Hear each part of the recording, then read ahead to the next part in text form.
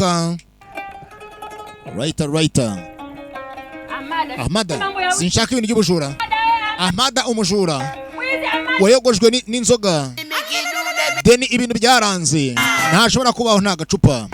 Bamwita Deni afite ikibazo cyo cyihariye. Aya basi bakise Ahmada. Uretse mva amagambo yo kuririmbo. Ikibazo cya Ahmada arasinda ati Ahmada wowe wasinze. Ahmada wasinze ati Ahmada ati wasinze ati Ahmada wasinze ati Ahmada nyamara wasinze wanyweye wasinze ati nimba nasinze nanyweye amafaranga nayanjye nakoresheje nago nahawe na sko cyangwa nawe nago wamaye. Piga ngumi ukutani wewe takuja. Nimba ushaka kuba watera ingumi kugira ngo uhuze nanjye ndaza kuvuna akaboko kawe. Ati Ahmada Deni wowe Deni wasinze. Ati Deni wanyweye wabaye nyamara wasinze. Ati wabaye wasinze.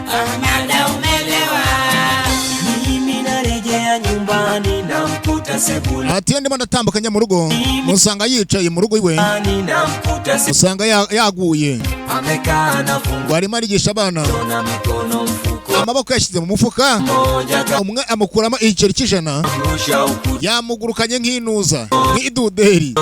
Umwana arangije namukokorera isambare. Uretse warwana uretse nge Deni warabona ko biki Amunda shwati igiceri cya 50. Urambonamo banki cyangwa ndi ATM.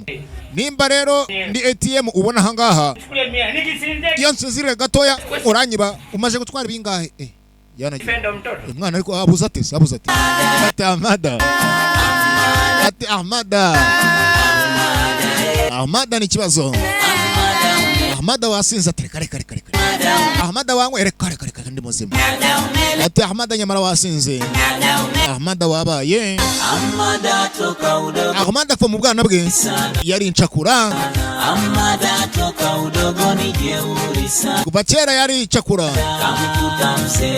Yasangaga mse kidude akamutuka. Yigishijwe umunwa n'abantu n'abarozi. Aya basi Ahmada. Ikibazo ni kimwe gusa mukecuru aje kubivuga.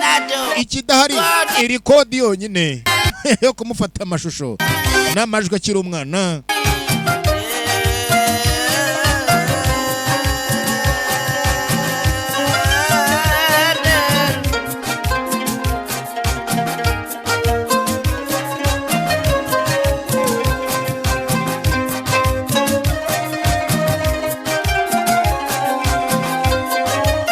Ahmada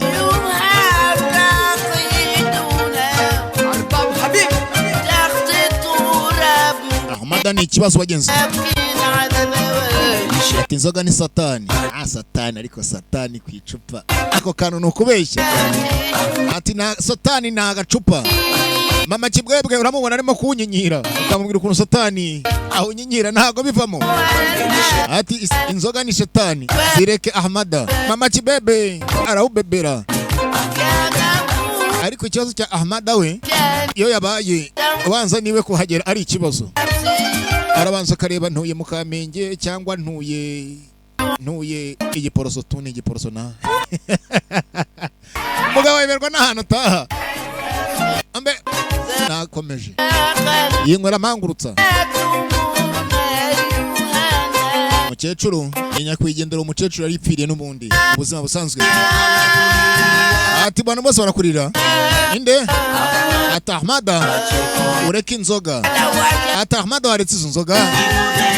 Mukidude banakulilia. Anosa kuvugiza induru.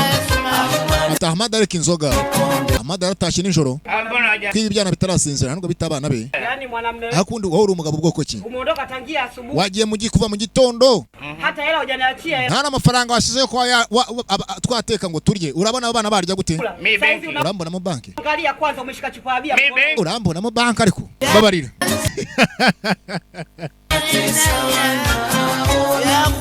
urimo uratesa umuryango wawe unora ubabaza impamvu ni inzoga.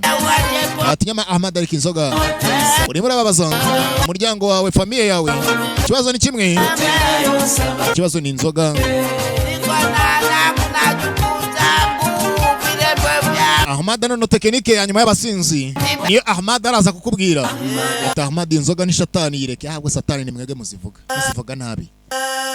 Mukecuru hano arahebeba ati wasinze bana, ati wasinze bana. Mukecuru ni nyakwigendera. Nyinyi msituimbie nyimbo za kifara. Umva sasa ya tekinike ya nyuma bajya bavuga ngo impamvu umusizi atajya avuga gahoro iyo yasinze avuga cyane. Nimuturira indirimbo z'ubugoryi. Yaji paka viwando vifungu. Ntabwo inzoga ngomba kuzireka kugeza umunsi Bralirwa zizarikira kuba zasohora inzoga. Mama alipo nenepa ngekuwa ng'ombe Christmas Pasaka shati. Ngamurebe n'ukuntu no mu mama abyibushye yaza kuba ari nk'inka ku munsi wa Noheli akaba yarabazwe yaranariwe kera. Aya basi kana koko nyine